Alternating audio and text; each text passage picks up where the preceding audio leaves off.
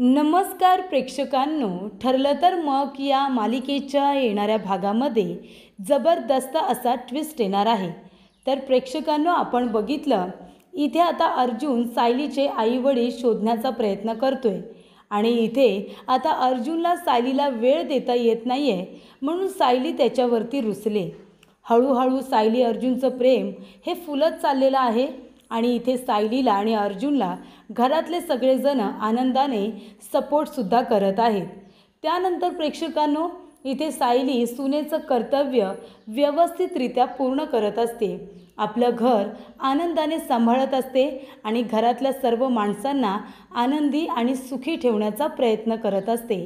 पण त्याच्यामध्ये नजर लावण्यासाठी आणि मिठाचा खडा टाकण्यासाठी पुन्हा एकदा प्रिया आलेली असते।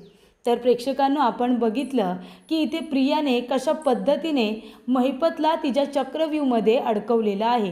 जेलमधून कायमस्वरूपी बाहेर पडण्यासाठी प्रियाने पुन्हा एकदा ज्या पद्धतीने साक्षीच्या विरोधामध्ये कोर्टामध्ये साक्ष दिली होती, त्याच पद्धतीने तिने आता महिपतला सुद्धा अडकवलेलं असतं। महिपतला सुद्धा ती घाबरत नाही, कारण तिला काही करून जेलमधून बाहेर पडायचं आहे। पण प्रेक्षकांनो, इथे आता प्रियाला माहिती नाही आहे की तिने कुणाबरोबर पंगा घेतलाय। तर इथे महिपतला आता पूर्णपणे आपल्या प्लॅनमध्ये अडकवून इथे प्रिया सुखरूपरित्या आता जेलमधून बाहेर पडलेली असते। कोर्टाने तिला माफ केलेलं असतं, त्यामुळे इथे प्रिया बाहेर पडलेली असते आणि साक्षी शिखरे ही तिच्या गुन्ह्याची शिक्षा भोगतच असते आणि महिपतने तिच्यावरती हल्ला करण्याचा प्रयत्न केला। हे आता जेव्हा कोर्टामध्ये सिद्ध होतं, त्यावेळेला प्रेक्षकांनो, इथे आता महिपतला समज देण्यात येते आणि एवढंच नाही तर महिपतला इथे आता 50,000 रुपये दंड ठोठावलेला असतो। मग आता दंड भरल्यानंतर महिपत काय गप्प बसणार असतो का प्रेक्षकांनो? महिपतने सुद्धा आता प्रियाच्या विरोधामध्ये चांगलंच आता षडयंत्र रचलेलं असतं। प्रियाला सुद्धा सगळ्यांच्या समोर एक्सपोज करायची असा प्लॅन महिपतने केल्यानंतर प्रियाची आता जबरदस्त वाट लागणार असते।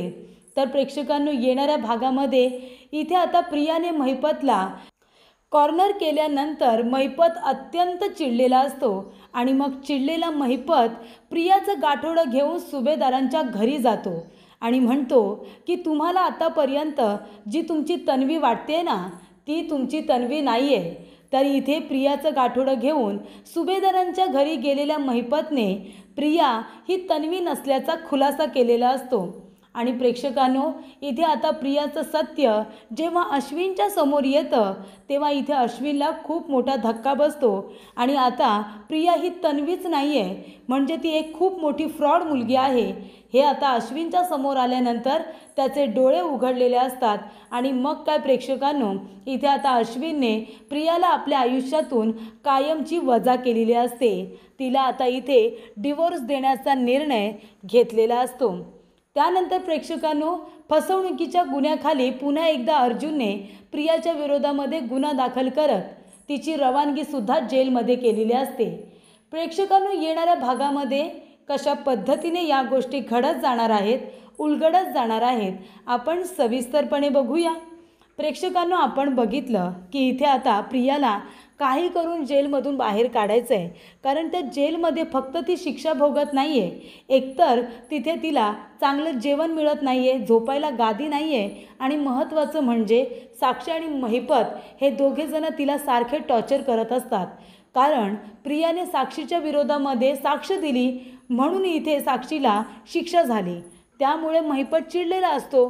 प्रियामुळे माझी मुलगी जेलात जाऊन बसले असं महिपतचं म्हणणं असतं आणि म्हणूनच इथे महिपत ज्या ज्या वेळेला साक्षीला भेटायला जातो त्या वेळेला प्रियाला मारण्याची धमकी देत असतो आणि त्यामुळे प्रिया इतकी वैतागलेली असते की तिला आता काही करून जेलमधून बाहेर पडायचंच असतं आणि म्हणूनच ती ज्या माणसाच्या समोर तिची बोलायची हिंमत होत नाही, त्या माणसाला तिने धमकी देऊन त्याला आपल्या चक्रव्यूहमध्ये अडकवून त्याचा वापर करून प्रिया आता जेलमधून सुखरूपरित्या इथे माफी मिळवत बाहेर पडलेली असते। पण आता प्रिया बाहेर पडली आहे आणि साक्षी शिखरे जेलात आहे, ही गोष्ट महिपतच्या काही पचनी पडत नाही। महिपतला आता कोर्टाने आदेश दिलेले असतात की इथे पुन्हा कधीच प्रिया मधुकरवरती हल्ला करण्याचा प्रयत्न करायचा नाही आणि जर केला तर कोर्ट माफ करणार नाही आणि तुम्हाला तुमच्या गुन्ह्याची शिक्षाही मिळेल आणि 50,000 रुपये दंडसुद्धा तुम्हाला भरायचा आहे असं कोर्टाने सांगितलेलं असतं.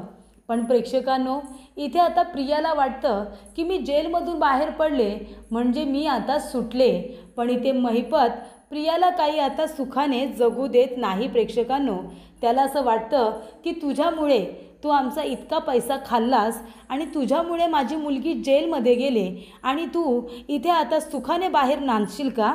म्हणजे इथे चांगलं चुंगलं खाणार, मस्त आरामात गादीवरती झोपणार, ऐशो आरामात राहणार, आमच्या जीवावर मी तुला आता हे सुख उपभोगू देणार नाही असं महिपतने ठरवलेलं असतं. आणि त्यामुळे प्रेक्षकांनो, महिपत आता अत्यंत चिडलेला असतो. इथे आता प्रियाने सापाच्या शेपटीवरती पाय दिल्यानंतर साप आता फणा तर काढणारच, तशी अवस्था महिपतची झालेली असते. आणि महत्त्वाची गोष्ट म्हणजे इथे आता प्रिया आणि अश्विन जेव्हा सुभेदारांच्या घरी येतात तेव्हा सायलीलासुद्धा तो निर्णय तिचा काही पटलेला नसतो. सायलीसुद्धा प्रियाला हाताला धरून सुभेदारांच्या घरातून तिला हाकलून देते. तेव्हा इथे आता सायली म्हणत असते की गणपती बाप्पाचं विसर्जन झालं, आता दसऱ्याची सुरुवात होईल ना. तेव्हा प्रिया म्हणते म्हणून तर मी आले. तर इतके गुन्हे करूनसुद्धा वर मान करून प्रिया निर्लज्जवाने सुभेदारांच्या घरी आलेलं सायलीला मुळीच आवडत नाही आणि म्हणूनच इथे सायली प्रियाला हाताला धरून घरातून बाहेर काढते आणि तिला सांगते कोर्टाने माफ तुला केलं असेल पण मी आणि माझं कुटुंब तुला कधीच माफ करणार नाही. तेव्हा तू आता घरातून बाहेरच राहायचं आणि अगदी इथे गेटच्या बाहेर प्रियाला फेकून दिलेलं असतं. त्यानंतर प्रेक्षकांनो, इथे आता अश्विन आणि प्रियाकडे दुसरा कुठला पर्याय उरत नाही. करायचं तर काय करायचं असा त्यांचा विचार सुरू असतो. तर इथे सुभेदार घेत नाही म्हणून किल्लेदारांकडे जातात. तर किल्लेदारसुद्धा प्रियाची तीच अवस्था करतात. रविराज काका अजिबात तिला घरामध्ये घेत नाही. तेव्हा प्रेक्षकांनो, एका ठिकाणी आता कुठेतरी थांबायचं म्हणून वात्सल्य आश्रमाच्या बाहेर जाऊन प्रिया आता बसलेली असते. तेव्हा प्रेक्षकांनो, अश्विन आणि प्रिया दोघेजण विचार करत असतात की आता काय करायचं. प्रिया चिडलेली असते. ती म्हणत असते की अश्विन, ते घर तुझंही आहे, मग त्या सायलीची हिंमत कशी झाली मला घरातून बाहेर काढायची. त्यानंतर प्रेक्षकांनो, इथे आता अश्विन म्हणत असतो हे बघ, त्या लोकांचा सुद्धा राग जरा शांत होऊ दे, तोपर्यंत आम्ही दुसरीकडे कुठेतरी राहण्याची व्यवस्था करतो आपली. तेव्हा प्रेक्षकांनो, अश्विनकडे सुद्धा आता पैसे खूप कमी असतात कारण इथे आता प्रियाला निर्दोष सिद्ध करण्यामध्ये वकिलांना धावपळीला खूप त्याचा पैसा खर्च झालेला असतो. त्यामुळे त्याच्याकडे सुद्धा पैशांची थोडी चणचण असते, पण तरीसुद्धा तो प्रयत्न करत असतो. तेव्हा प्रेक्षकांनो, इथे आता महिपत म्हणत असतो ए चुचुंद्रे, तुला काय वाटलं तू जेलातनं बाहेर येशील आणि माझी पोरगी तिकडं जेलात राहील काय? तुलासुद्धा आता कसं जेलमध्ये परत पाठवतो ना ते बघच. तू एवढा मोठा गेम खेळलीस ना माझ्याबरोबर, मग आता मलाही गेम खेळायलाच पाहिजे तुझ्याबरोबर. तेव्हा इथे प्रेक्षकांनो, महिपत आता एक चाळ खेळतो. तो म्हणतो की आता तुझं अस्तित्वच कसं नष्ट करून टाकतो ना ते बघच. तू ज्या घरामध्ये तुला राणीसारखं राहायचं आहे ना त्या घरातून तुझी कशा पद्धतीने हकलपट्टी करतो ते बघच. तेव्हा प्रेक्षकांनो, इथे आता महिपत आलेला असतो. महिपत म्हणतो की आता हिचं काही खरं नाही आहे. तेव्हा प्रेक्षकांनो, इथे आता महिपत येतो आणि म्हणत असतो सुभेदारांना, आहेत का सगळे सुभेदार घरामध्ये? तर इथे प्रियाचं गाठोडं महिपतने घेतलेलं असतं कारण आता प्रियाची बँड वाजवायची महिपतने ठरवलेलीच असते. आणि एका बाजूला अर्जुनसुद्धा प्रियाच्या विरोधामध्ये असे काही पुरावे गोळा करत असतो जे कोर्टामध्ये सादर केल्यानंतर प्रियाला माफी देऊन खूप मोठी चूक केली असं आता कोर्टाला वाटेल. प्रिया एक गुन्हेगार मुलगी आहे आणि तिला बाहेर काढणं किती मोठं रिस्कीचं काम आहे हे अर्जुन कोर्टामध्ये सिद्ध करणारच असतो. पण त्याआधीच प्रेक्षकांनो, इथे महिपतने अर्जुनचं काम थोडंसं स्वतःच्या स्वार्थासाठी का होईना पण आता थोडंसं सोपं केलेलं असतं. तर प्रेक्षकांनो, इथे आता महिपत आलेला असतो प्रियाचं गाठोडं घेऊन सुभेदारांच्या इथे. आणि सुभेदारांच्या इथे आल्यानंतर आता लगेचच अर्जुन म्हणत असतो ए इथे का आलायस तू महिपत? महिपत शिखरे आत्ताच्या आत्ता चालता हो. तेव्हा महिपत म्हणत असतो अहो अर्जुन सुभेदार, जरा थांबा. वकील साहेब, अहो तुमच्याच इथे कामासाठी आलो आहे मी. तुम्ही एवढे मोठे वकील आहात ते रविराज किल्लेदार एवढे मोठे वकील आहेत, पण काही उपयोग नाही हो. एक एवढीशी चुचुंदरी तुम्हाला इतकी महागात पडली, इतकं तुम्हाला फसवलं आणि तुम्हाला कळलंसुद्धा नाही. तेव्हा इथे अर्जुन म्हणतो, म्हणजे काय बोलायचं आहे तुला? तेव्हा इथे रविराज काकांना आता अर्जुन फोन करतो. महिपत म्हणतो, त्या रविराज किल्लेदारांना पण इथे बोलावून घ्या. तेव्हा अर्जुनने आता रविराज किल्लेदार आणि प्रतिमा यांनासुद्धा बोलावून घेतलेलं असतं. तेव्हा इथे आता अर्जुन म्हणत असतो की काय बोलायचं आहे तुला, बोल बरं पटापट. तेव्हा महिपत म्हणतो, चाय पाणी काहीतरी द्या. तेव्हा सायली म्हणते की सुभेदारांच्या घरी आलेला प्रत्येक पाहुणा हा देवासारखा असतो आणि त्याचा पाहुणचार अगदी व्यवस्थित केला जातो. पण तू आहे ना पाहुणचाराच्या लायकीचा नाही आहेस, कारण तू आमच्या घराला किती वेळा तरी फसवलेस. आमचं चांगलं हस्तखेळतं घर उद्ध्वस्त करण्याचा प्रयत्न केला आहेस तू. त्याच्यामुळे तुला कधीच आम्ही माफ नाही करणार. पण आता तू इथे कशाला आला आहेस ना ते सांग. तेव्हा इथे रविराज काका आलेले असतात. तेव्हा इथे महिपत म्हणत असतो की तुम्हाला एक महत्त्वाची गोष्ट सांगायची आहे जी तुम्हाला माहितीच नाही आहे. तेव्हा इथे आता महिपत म्हणतो, ती प्रिया बाहेर पडली ना जेलातनं, आता तिने मधुभाऊंच्या विरोधामध्ये खोटी साक्ष दिली आणि आता म्हणते की ती साक्ष मी तिला धमकी दिली म्हणून ती बोलली. म्हणजे तिने आमच्याकडून इतके पैसे घेतले, पैशासाठी ती खोटं बोलली. तीच माझ्या मुलीला म्हणाली, माझ्या पोरीला, का ती काय काळजी करू नकोस म्हणून, मी आहे तुझ्या बाजूने, मी कोर्टामध्ये सांगेन की साक्षीने खून केलेला नाही आहे. आणि इकडे आता ती म्हणते की या लोकांनी मला धमकी दिली म्हणून. पण आता तुम्हीच मला सांगा, जी पोरगी पैशांची एवढी लालची आहे, तिला गरज काय धमकी वगैरे द्यायची? तसंही ती पैशांसाठी खोटं बोलतच होती. पण आता तिला जेलातनं बाहेर पडायचं आहे म्हणून ती कोर्टामध्ये बोलली की मी तिला मारायची धमकी दिली आणि म्हणूनच तिला आता कोर्टाने निर्दोष सिद्ध केलं. बरोबर ना? पण आता तिचं खूप मोठं एक सत्य आहे, ते तुम्हाला सांगण्यासाठी मी इथे आलो आहे.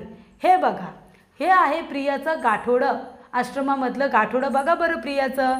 तेव्हा इथे आता महिपत सगळ्यांच्या समोर ते गाठोडं उघडतो आणि म्हणतो, बघा ही प्रिया तुमची तन्वी आहे का ते बघा. ती जेव्हा मधुभाऊंना भेटली तेव्हा इकडे तिच्या अंगावरती हेच कपडे होते का, ह्याच तिच्या आठवणी होत्या का? आणि हा फोटो बघा, हा प्रियाचा म्हणजे तुमच्या तन्वीचा फोटो आहे का ते बघा. तेव्हा प्रेक्षकांनो इथे आता सगळेजण म्हणतात की नाही, या तर तन्वीच्या वस्तू नाही आहेत. तन्वी जेव्हा हरवली होती तेव्हा ते अर्जुनच्या वाढदिवसाला आली होती, तिच्या अंगावरती तर वेगळे कपडे होते. त्याचनंतर प्रेक्षकांनो इथे आता प्रियाचा फोटो बघितल्यानंतर सगळेजण म्हणतात, अगदी कल्पना, रविराज, त्याचबरोबर प्रताप काका, अर्जुन, सगळेजणच म्हणतात की ही आमची तन्वी नाही आहे, तन्वी लहानपणी अशी दिसत नव्हती.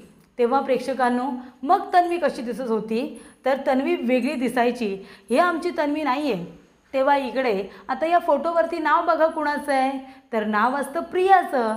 तेव्हा इथे अर्जुनला संशय येतो की अच्छा, म्हणजे हे गाठोडं प्रियाचं आहे, याचा अर्थ सायलीचं गाठोडं वेगळं आहे आणि ते तन्वीचं आहे का? तेव्हा महिपत म्हणतो, अगदी बरोबर, हे गाठोडं आहे ना त्या चिचुंद्रीने, त्या प्रियाने स्वतः माझ्याकडे आणून ठेवलं होतं. या सगळ्याच्या मागे तिचा काय हेतू आहे, काय तिला कळलं आहे मला नाही माहिती. पण आता ती जेलातनं बाहेर पडले ना, म्हणून तिचं गाठोडं तिला मी परत करायला आलो आहे. कुठं आहे कुठं ती चुचुंद्री? कारण का ही तुमची तन्वी नाही आहे हे मला आधीपासूनच माहिती होतं, तिने सांगितलेलं. पण तिने तिचं गाठोडं माझ्याकडे ठेवलं होतं, आता ते मला ठेवायचं नाही म्हणून ते तुम्ही तुमचं बघा. तेव्हा इथे अर्जुन अश्विनला फोन करतो आणि लवकरात लवकर घरी ये म्हणून सांगतो. महत्त्वाचं बोलायचं आहे, प्रियाच्या बाबतीतली गोष्ट आहे, तेव्हा लवकर ये. तेव्हा इथे अश्विन प्रियाला घेऊन लगेचच घरी येतो. तेव्हा इथे महिपतने दाखवलेलं गाठोडं अश्विनला दाखवलं जातं. त्याच्यामध्ये असलेला प्रियाचा फोटो हा तन्वीचा नाही आहे हे अश्विनसुद्धा ओळखतो. कारण तन्वी लहानपणी कशी दिसते हे सगळ्यांना माहिती आहे, कारण तन्वीचे फोटो अख्ख्या घरभर लागलेले आहेत. त्यामुळे प्रेक्षकांनो जेव्हा तन्वी हरवली होती ती 6 वर्षांची होती आणि प्रियाचा जो आश्रमातला फोटो असतो लहानपणीचा तो 4 वर्षांचा असतो. त्यामुळे फोटोवरती असलेलं प्रियाचं नाव, त्याच्यावरती सायलीचं नाव नसतं, त्याच्यावरती प्रियाचं नाव असतं. मग आता प्रिया ही तर तन्वी नाहीच आहे. त्यामुळे प्रेक्षकांनो इथे आता एक गोष्ट स्पष्ट झालेली असते की याचा अर्थ मग सायलीचं गाठोडं कुठे आहे? तेव्हा महिपत म्हणतो, मला काय माहिती, ह्या चुचुंद्रीला विचारा ना. आणि तेव्हा प्रेक्षकांनो इथे आता प्रियाची चांगली बोलती ही बंद केलेली असते. तेव्हा अश्विन म्हणतो, तन्वी हे सगळं खरं आहे? महिपत म्हणतोय ते खरं आहे, तू तन्वी नाही आहेस, तू प्रिया आहेस. तेव्हा इथे आता प्रियाला काय बोलावं काही कळतच नाही. ती म्हणत असते की नाही नाही, हा महिपत खोटं बोलतोय, मी असं काही केलेलं नाही आहे. तेव्हा महिपत म्हणतो हो का, मग हा फोटो तूच तर माझ्याकडे घेऊन आली होतीस ना, हे गाठोडं तुझंच तर आहे ना, सगळ्या आठवणी तुझ्याच आहेत. तेव्हा इथे आता अश्विन म्हणतो प्रिया, जर तू खोटं बोलत असशील ना तर मला तुझं हे खोटं बोलणं अजिबात मान्य नाही आहे. आणि तेव्हा इथे महिपतने सगळं सत्य सांगितलेलं असतं की कशा पद्धतीने ही खोटारडी मुलगी आली, तिचं गाठोडं घेऊन आमच्याकडे आली. हिला काय माहिती की इथे रविराज किल्लेदार आणि प्रतिमा यांची मुलगी कोण आहे. ती स्वतः तिकडे त्यांची मुलगी बनून आली. त्यामुळे इथे प्रियाचा लहानपणीचा फोटो तन्वीचा नसल्यामुळे इथे आता प्रियाचं भांडं फुटलेलं असतं. प्रियाचं कारस्थान सगळ्यांच्या समोर आलेलं असतं. म्हणूनच इथे प्रियाचा आणि प्रतिमाचा DNA मॅच होत नाही. या सगळ्या गोष्टी समोर आल्यानंतर अश्विन म्हणतो की आता मला तुझ्यामध्ये राहण्यात अजिबात इंटरेस्ट नाही आहे. मी तुला सगळ्यांच्या विरोधात जाऊन सपोर्ट केलं, पण तू मला फसवलंस. त्याच्यामुळे आत्ताच्या आता मी तुला डिवोर्स देणार आहे. असं इथे आता अश्विन प्रियाला बोलतो मला नाही राहायचं आहे तुझ्याबरोबर. लवकरच मी तुला नोटीस पाठवेन. आपला डिवोर्स होणार हे नक्की. तू माझ्या नजरेसमोर सुद्धा मला नको आहेस गं, खोटारडी कुठली. असं इथे आता अश्विन सगळ्यांसमोर प्रियाला म्हणतो आणि तिच्याबरोबर असलेलं नातं हे लगेच तोडून टाकतो. आणि एवढं मोठं सत्य आता बाहेर आल्यानंतर मग अर्जुन तरी काय गप्प बसतोय का. लगेचच तिच्यावरती फ्रॉडचा गुन्हा दाखल करत प्रियाची रवानगी पुन्हा एकदा जेलमध्ये करतो. इन्स्पेक्टर सावंत यांना घरी बोलावून घेतो आणि महिपत आणि घरातल्या सर्व लोकांची साक्ष घेऊन इथे आता प्रियाची रवानगी पुन्हा एकदा जेलमध्ये झालेली असते. तर अशा पद्धतीने प्रेक्षकांना गुन्हेगाराला त्याच्या गुन्ह्याची शिक्षा मिळतेच आणि ती पुन्हा एकदा आता प्रियाला मिळालेली असते. प्रिया पुन्हा एकदा जेलमध्ये गेलेली असते आणि त्यामुळे इथे महिपतच्या मनाला सुद्धा शांतता मिळालेली असते आणि एका गुन्हेगाराला शिक्षा देऊन अर्जुनला सुद्धा त्या गोष्टीचा आनंद हा झालेला असतो.